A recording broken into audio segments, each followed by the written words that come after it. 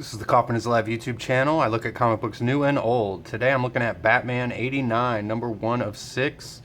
This came out a couple years ago, so it's kind of a new comic. It's written by Hamm, and the art is by Joe Quinones.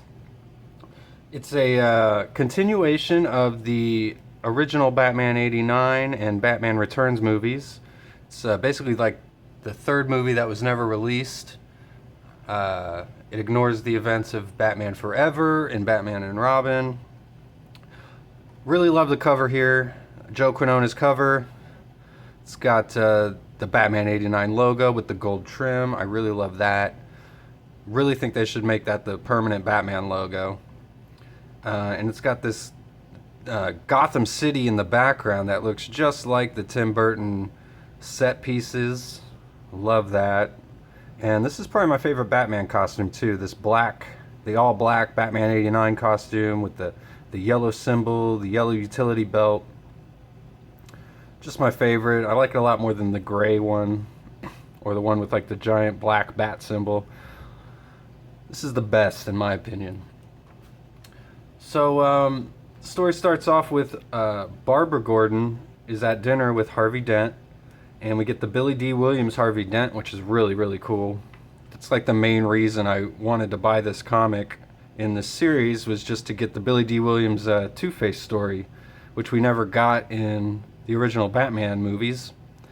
It's Halloween night, and he's about to propose to Barbara when a gang of jokers attacks, and they're trying to steal some armored cars. Batman is on the ledge. He's about to leap into action here. Takes down the helicopter and saves the armored cars from being stolen. And the helicopter blows up. As you can see, the guys are jumping out of the helicopter here on the side because, you know, Batman doesn't kill. Except in Batman Returns and in the original Batman movie when he kills a bunch of people. But anyway... So he's getting attacked by these Joker thugs, and he grabs this giant penny, which actually is the giant penny that ends up in his Batcave, so I'm pretty sure this is a little Easter egg towards that. He uses it to shield himself, and he calls for the Batmobile, and we get our first glimpse of the original Batmobile, the best Batmobile. And Harvey Dent and Barbara are trying to leave their dinner, and they get... robbed by one of the Joker thugs. Harvey chases after him and takes him out. And he shoots some gunshots as Barbara's running away, but he says he was just trying to scare him. So we get a good glimpse of Harvey's personality here. He doesn't take anything from anybody. And Batman zooms by right as after all this happens. So Harvey he visits Bruce Wayne. And they have a little conversation about Batman and everything that's been going on in the city. And I like this page a lot. These two pages mirror each other as we get Bruce and Harvey. Nice profile of each of them. With Harvey with the Two-Face look right there. With the shadow.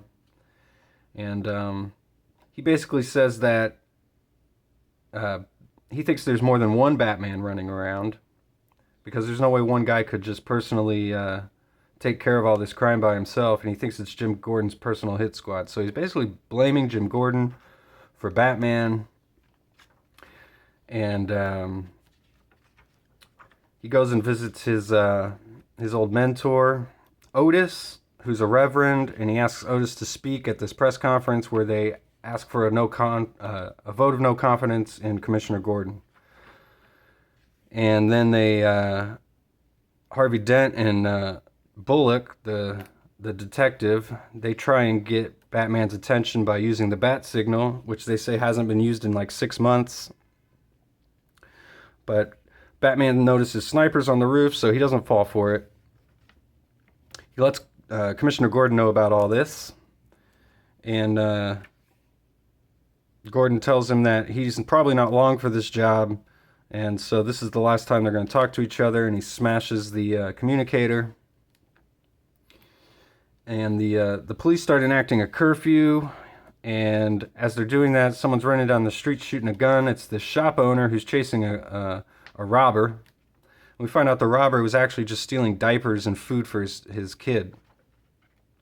As Batman tries to confront the robber, and he finds all this out, and another guy, another vigilante, jump kicks Batman, and we find out this is the new Robin, or the Batman '89 version of Robin, which I believe was supposed to be Jamie Foxx in the never made third Batman movie by Tim Burton.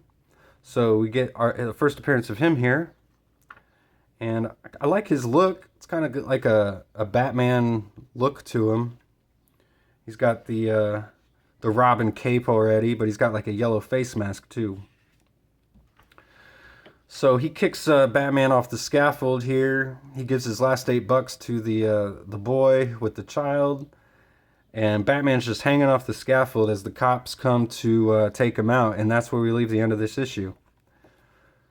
So I like this issue. It's a lot of fun to read about the continuation of the Batman story from Batman '89.